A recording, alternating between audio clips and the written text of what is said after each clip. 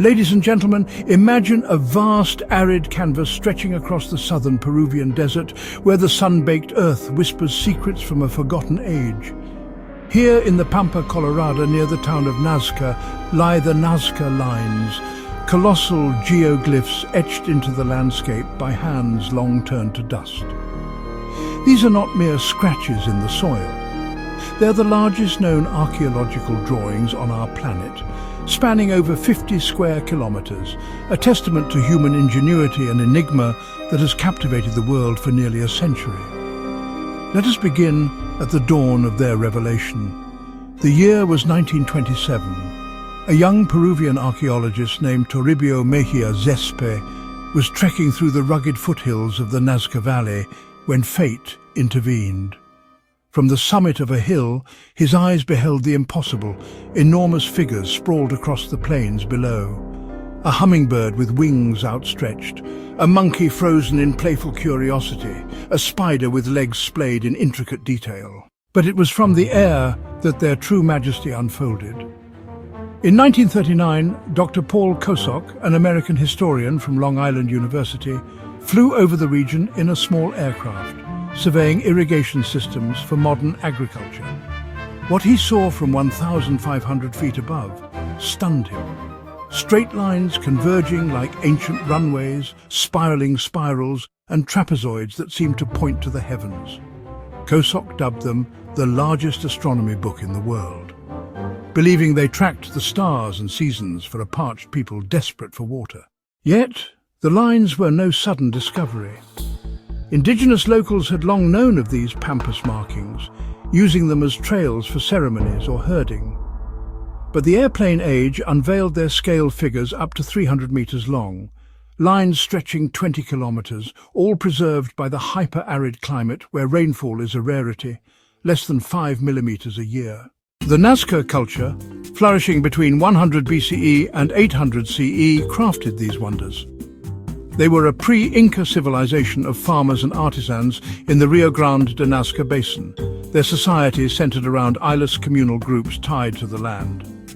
Archaeological evidence from sites like Cahuachi, their ceremonial center 25 kilometers from the lines, reveals a pyramid complex of adobe bricks, plazas for rituals and burial grounds with colorful textiles and pottery depicting mythical beings.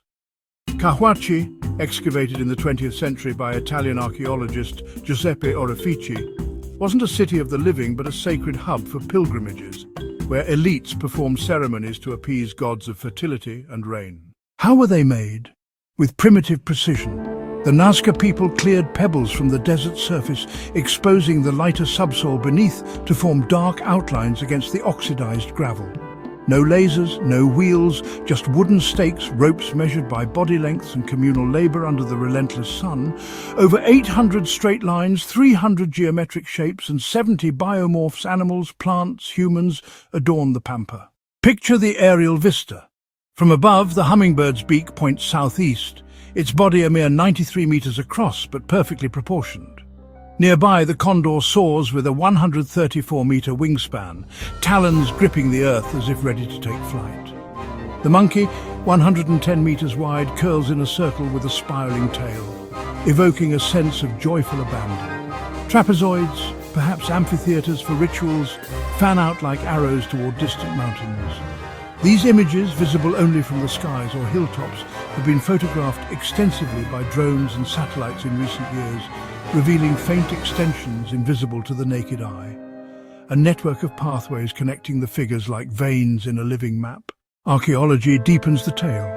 Radiocarbon dating from wooden stakes found along the lines confirms their creation between the early and middle Nazca phases, around 200 BCE to 500 CE. Pottery shards nearby bear motifs mirroring the geoglyphs. Warriors with trophy heads, mythical felines and celestial symbols. At Ventilla, a residential site, excavations uncovered trophy heads, shrunken skulls from ritual sacrifices, suggesting the lines marked paths for water cults or warrior processions. Isotope analysis of human remains shows a diet of maize and beans, sustained by aqueducts, puquios, that still channel underground water today, a hydraulic genius rivaling the lines themselves. Theories abound. Were they astronomical calendars? aligning with solstices?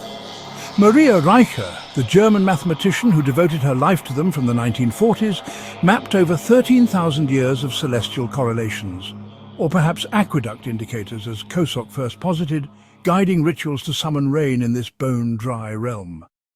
Some whisper of alien runways, a notion popularized by Erich von Däniken in Chariots of the Gods, but dismissed by scholars as pseudoscience. The lines predate aircraft by millennia, and no extraterrestrial artifacts have surfaced.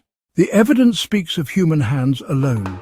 Ground surveys by the Nazca Palpa project, led by Peruvian archaeologist Johnny Eisler since the 1990s, have documented over 100 new figures using drones and LiDAR, including orcas, cats, and even a 300-meter pelican discovered in 2020.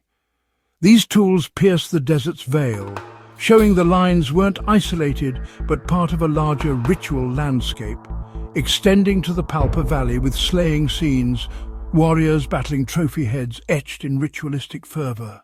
And now, the latest whispers from the sands. As of 2025, conservation battles rage. Climate change and recent rains, anomalous floods in 2023 to 2024, have threatened erosion, prompting UNESCO to bolster protections. In June 2024, archaeologists unveiled a new geoglyph, a 100-meter-long figure of a decapitated head unearthed via AI-enhanced satellite imagery hinting at darker sacrificial rites. Meanwhile, drone surveys in early 2025 by the Japanese-Peruvian team revealed 300 previously unknown lines near Palpa, including feline motifs, suggesting the network is vaster than imagined. Vandalism persists. A 2024 incident saw a truck driver plow through a figure, sparking international outrage and calls for stricter drone monitoring. Yet hope endures. A $2 million grant from the Getty Foundation in 2025 funds 3D mapping, ensuring these enigmas endure for future generations. In the end, the Nazca lines remain a profound riddle, a cry from an ancient people to the cosmos, begging us to look up, to remember our fragile bond with the earth. As I stand in awe of their silent vigil, one question lingers. What stories will the desert yield next? Thank you.